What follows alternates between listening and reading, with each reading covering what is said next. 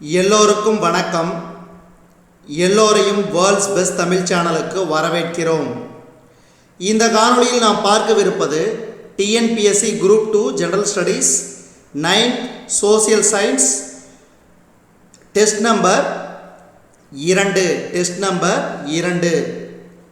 முதல் கேள்வி, லஃபாயட், Thomas Jefferson, மிரபு ஆகியோரால் எழுதப்பட்ட பிரகடனம் எது? சரியான விடை ஆப்ஷன் இ, மனிதன் மற்றும் குடிமகன் உரிமைகள் பற்றிய பிரகடனம். அடுத்து இரண்டாவது கேள்வி, எங்கு ஆங்கிலேயரின் தோல்வி பிரான்சிற்கும் அமெரிக்காவிற்கும் இடையிலான நட்புக்கு வழிவகுத்தது? எங்கு ஆங்கிலேயரின் தோல்வி பிரான்சிற்கும் அமெரிக்காவிற்கும் இடையிலான நட்புக்கு வழிவகுத்தது? இதுக்கு சரியான விடை சாரடோகா. அடுத்து மூன்றாவது கேள்வி, பிரான்சில் அரச சர்வாதிகாரத்தின் சின்னமாக இருந்தது எது? பிரான்சில் அரச சர்வாதிகாரத்தின் சின்னமாக இருந்தது எது? இதுக்கு சரியான விடை பாஸ்டில் சிறைச்சாலை. அடுத்து நான்காவது கேள்வி, ஆஸ்திரியா மற்றும் பிரஷ்யாவின் படைகள் பிரெஞ்சு புரட்சியாளர் படைகளால் எந்த போர்க்களத்தில் தோற்கடிக்கப்பட்டன?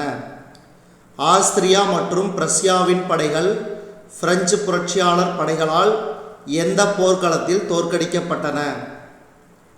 இதுக்கு சரியான விடை வால்மி.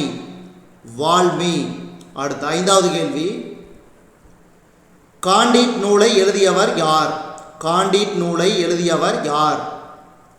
இதுக்கு சரியான விடை வால்டேர். அடுத்து ஆறாவது கேள்வி, 16ஆம் லூயியின் கீழ் குறைந்தபட்ச அதிகாரங்களை கொண்ட முடியாட்சியை தக்க வைத்துக் கொள்ள விரும்பிய மிதவாத தாராளவாதிகள் யார்? 16ஆம் லூயியின் கீழ் குறைந்தபட்ச அதிகாரங்களை கொண்ட முடியாட்சியை தக்க வைத்துக் கொள்ள விரும்பிய மிதவாத தாராளவாதிகள் யார்? இதுக்கு சரியான விடை ஜெரோண்டியர். அடுத்து ஏழாவது கேள்வி, எந்த ஆண்டில் பாரிஸ் உடன்படிக்கையின்படி அமெரிக்க சுதந்திர போர் முடிவுக்கு வந்தது? இதுக்கு சரியான விடை 1783. அடுத்து எட்டாவது கேள்வி, தாமஸ் பெயின் எழுதிய புகழ்வாய்ந்த நூல் என்ன? இதுக்கு சரியான விடை இயல்பறிவு. அடுத்து ஒன்பதாவது கேள்வி, நிலப்பரப்பு காண்பதற்கான கடலாய்வு பயணங்களை மேற்கொண்டதில் முன்னோடிகள் யார்? இதுக்கு சரியான விடை போர்ச்சுகீசியர். அடுத்து பத்தாவது கேள்வி, இங்கிலாந்துக்கும் பிரான்சுக்கும் இடையே நடைபெற்ற போர் எத்தனை ஆண்டு? இதுக்கு சரியான விடை 7 ஆண்டு போர். அடுத்து விவசாயிகள் அரசுக்கு செலுத்திய நிலவரியின் பெயர் என்ன? விவசாயிகள் அரசுக்கு செலுத்திய நிலவரியின் பெயர் என்ன? இதுக்கு சரியான விடை டெய்லே. அடுத்து 12வது கேள்வி, விவசாயிகளிடமிருந்து நில மானிய வரிகளை வசூல் செய்தவர்கள் யார்? விவசாயிகளிடமிருந்து நில மானிய வரிகளை வசூல் செய்தவர்கள் யார்? இதுக்கு சரியான விடை பிரபுக்கள். அடுத்து 13வது கேள்வி, கீழ்காண்பவர்களில் மனிதன் மற்றும் குடிமகனின் உரிமைகள் பிரகடனம் எனும் நூலை எழுதாதவர் யார்? இதுக்கு சரியான விடை ரூசோ. அடுத்து 14வது கேள்வி, நீராவி படகு போக்குவரத்து சேவையை நிறுவியவர் யார்? நீராவி படகு போக்குவரத்து சேவையை நிறுவியவர் ராபர்ட் ஃபுல்டன். அடுத்து மான்செஸ்டர் நகரம் ஏன் ஜவுளி உற்பத்திக்கு உகந்த இடமாக கருதப்பட்டது? மான்செஸ்டர் நகரம் ஏன் ஜவுளி உற்பத்திக்கு உகந்த இடமாக கருதப்பட்டது? இதுக்கு சரியான விடை குளிர்ச்சியான தட்பவெப்பநிலை. குளிர்ச்சியான தட்பவெப்பநிலை. அடுத்து தையல் இயந்திரத்தை கண்டுபிடித்தவர் யார்? தையல் இயந்திரத்தை கண்டுபிடித்தவர் எலியாஸ் ஹோவே. எலியாஸ் ஹோவே. நீராவி இயந்திரத்தை பிரான்சில் அறிமுகம் செய்த குடும்பம் எது? நீராவி இயந்திரத்தை பிரான்சில் அறிமுகம் செய்த குடும்பம் டி வெண்டல். அடுத்து 18வது கேள்வி. ஸ்லேட்டரை அமெரிக்க தொழில் புரட்சியின் தந்தை என அழைத்தவர் யார்?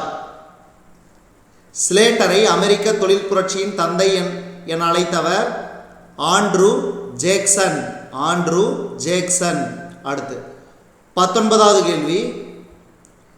கீழ்காண்பனவற்றில் எது ஹோ மார்க்கெட் நிகழ்ச்சியின் நினைவு நாளாக கடைபிடிக்கப்படுகிறது? கீழ்காண்பனவற்றில் எது ஹோ மார்க்கெட் நிகழ்ச்சியின் நினைவு நாளாக கடைபிடிக்கப்படுகிறது? இதுக்கு சரியான விடை உழைப்பாளர் தினம். அடுத்து 20வது கேள்வி. எங்கு ஜோல் வெரைன் சுங்க ஒன்றியம் உருவாக்கப்பட்டது? இதுக்கு சரியான விடை ஜெர்மனி. ஜெர்மனி. அடுத்து பிரான்சில் முதல் மோட்டார் வாகனங்களை உற்பத்தி செய்தவர் யார்? பிரான்சில் முதல் மோட்டார் வாகனங்களை உற்பத்தி செய்தவர் யார்? இதுக்கு சரியான விடை லூயி ரெனால்ட். அடுத்து எக்கண்டுபிடிப்பு பருத்தியிலிருந்து கொடைகளை பிரித்தது. மன்னிக்கவும், எக்கண்டுபிடிப்பு பருத்தியிலிருந்து கொட்டைகளை பிரித்தது. இதுக்கு சரியான விடை பஞ்சு கடைசல் இயந்திரம். அடுத்து கீழ்காண்பனவற்றில் எது இரும்பை உருக்குவதற்காக முற்காலத்தில் பயன்படுத்தப்பட்டது? கீழ்காண்பனவற்றில் எது இரும்பை உருக்குவதற்காக முற்காலத்தில் பயன்படுத்தப்பட்டது? இதுக்கு சரியான விடை கரி. அடுத்து 24வது கேள்வி. கீழே கொடுக்கப்பட்டுள்ள கூற்றும் காரணம் பற்றி பார்க்க போகிறோம். கூற்று என்னது? ஸ்லேட்டர் அமெரிக்க தொழிற்புரட்சியின் தந்தை என அழைக்கப்படுகிறார். காரணம், அவருடைய நூற்பாலையின் நகலாக பல நூற்பாலைகள் உருவாகின. அவருடைய தொழில்நுட்பம் பிரபலமானது. இதுக்கு சரியான விடை கூற்று சரி. காரணம் கூற்றுக்கான சரியான விளக்கம். அடுத்து 25வது கேள்வி. இதுக்கு சரியான விடை கூற்று சரி. காரணம் கூற்றின் சரியான விளக்கம். கூற்று என்னது? ஆங்கிலேய பொருட்களை பாஸ்டன் வணிகர்கள் புறக்கணித்தனர்.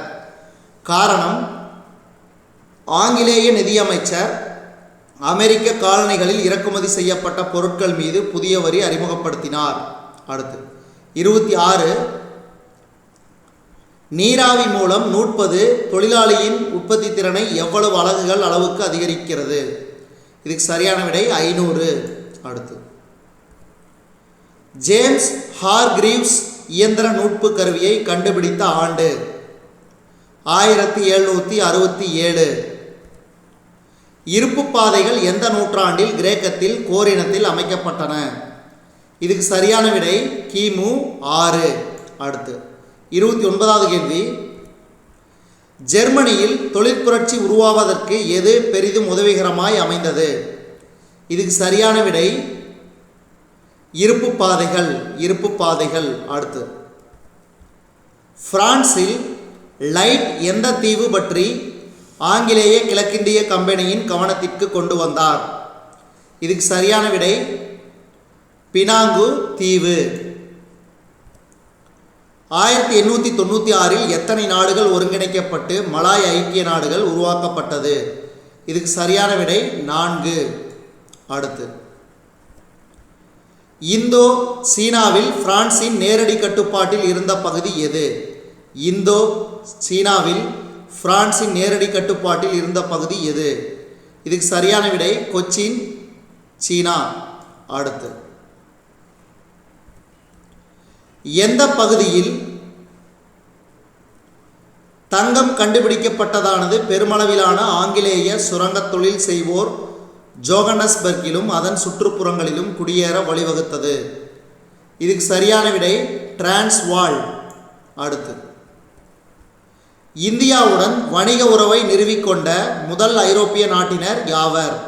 இந்தியாவுடன் வணிக உறவை நிறுவிக்கொண்ட முதல் ஐரோப்பிய நாட்டினர் யாவர்? இதுக்கு சரியான விடை போர்ச்சுகீசியர்.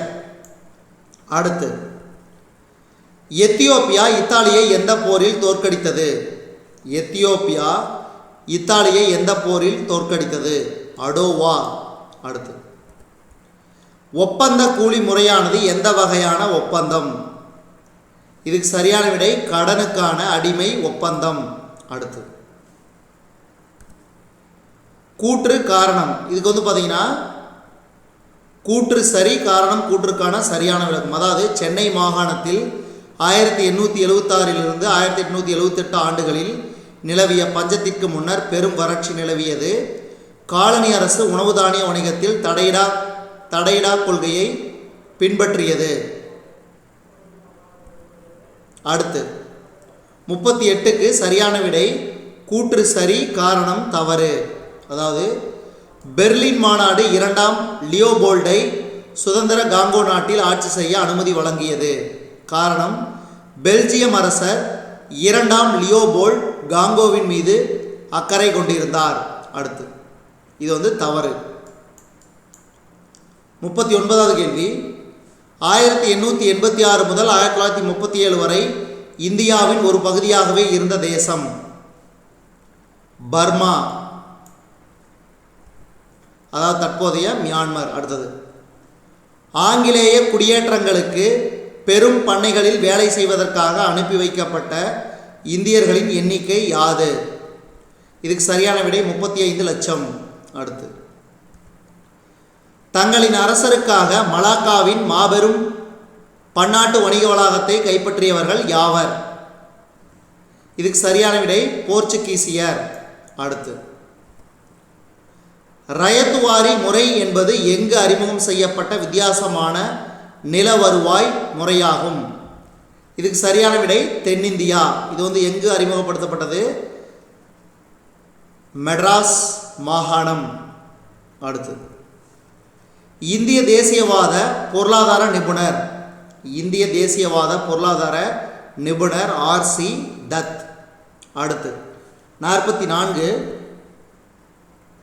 புவியின் திடமான தன்மை கொண்ட மேல்புற அடுக்கை புவி மேலோடு என்று அழைக்கிறோம்.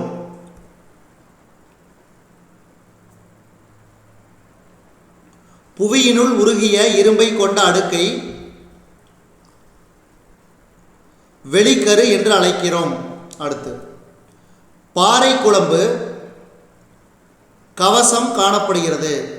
அடுத்து, 47 டயஸ்ட்ரோபிசம் மடிப்புகள் மற்றும் பிளவுகளுடன் தொடர்புடையது. புவி தட்டுகளின் நகர்வு வெப்ப ஆற்றலை வெளிப்படுத்துகிறது. அடுத்து, ஆதியில் கோண்டுவானா நிலப்பகுதி வடக்கு நோக்கி நகர்ந்தது. ஆதியில் கோண்டுவானா நிலப்பகுதி வடக்கு நோக்கி நகர்ந்தது. அடுத்தது, பல மில்லியன் ஆண்டுகளுக்கு முன் இந்தியா கோண்டுவானா கண்டத்தின் ஒரு பகுதியாக இருந்தது. பல மில்லியன் ஆண்டுகளுக்கு முன் இந்தியா கோண்டுவானா கண்டத்தின் ஒரு பகுதியாக இருந்தது. அடுத்து, புவித்தட்டுகள் நகர்வதால் ஏற்படும் அழுத்தம் மற்றும் இறுக்கத்தின் காரணமாக ஏற்படும் விரிசல் பிளவு எனப்படும். அடுத்து, எரிமலை மேல் பகுதியில் கிண்ணம் போன்ற பள்ளமான அமைப்பினை எரிமலை வாய் என்று அழைக்கிறோம். அடுத்து, புவி அதிர்வு உருவாகும் புள்ளி கீழ் மையம் என்று அழைக்கப்படுகிறது. கொடுக்கப்பட்டுள்ள கூற்று காரணத்தில் பார்த்தீங்கன்னா கூற்று காரணம் இரண்டும் சரி. கூற்று என்னது? பாறை குழம்பு துவாரம் வழியாக வெளியேறும். புவியின் உட்பகுதி அழுத்தப்பட்ட பாறை குழம்பினை கொண்டிருக்கும். அடுத்து, 55 புவியின் மேற்பரப்பின் மொத்த பரப்பளவு 510 மில்லியன் சதுர கிலோமீட்டர். அடுத்து, உலகின் மிக உயரமான பீடபூமி.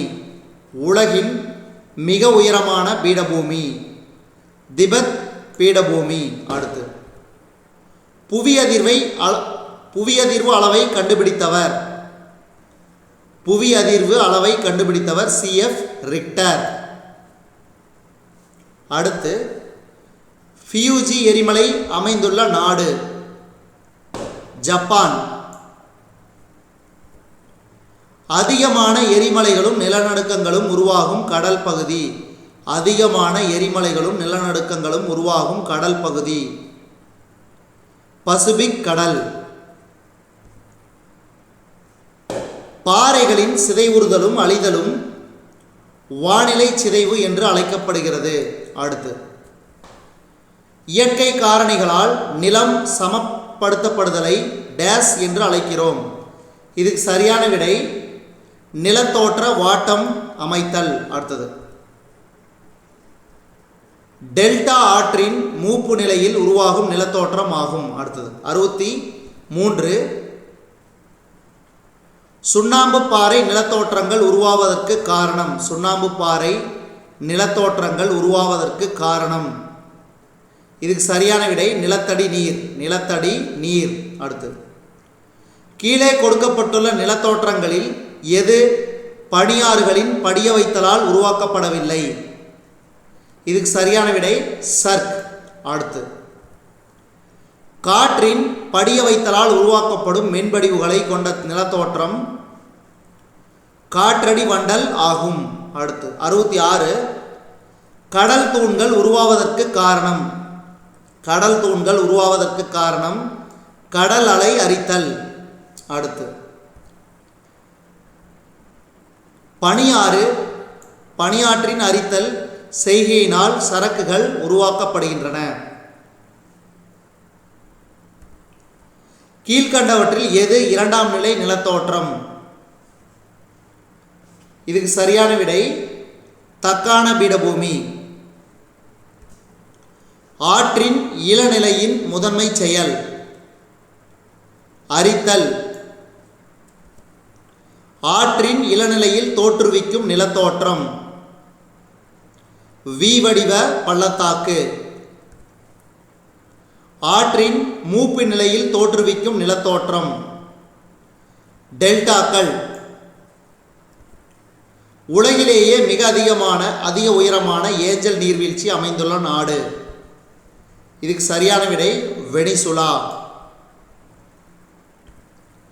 பீகாரில் உள்ள கன்வர் ஏரி ஆசியாவின் மிகப்பெரிய நன்னீர் குருட்டு ஆறு ஆகும்.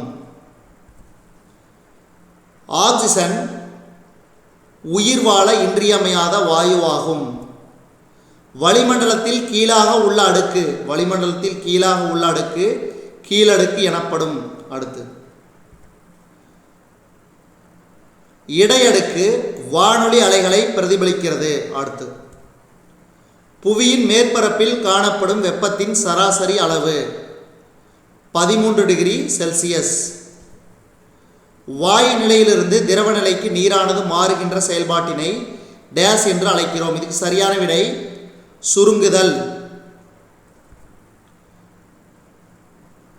சூரியன் புவியின் முக்கிய ஆற்றல் மூலமாகும். அனைத்து வகை மேகங்களும் கீழடுக்கில் காணப்படுகின்றன.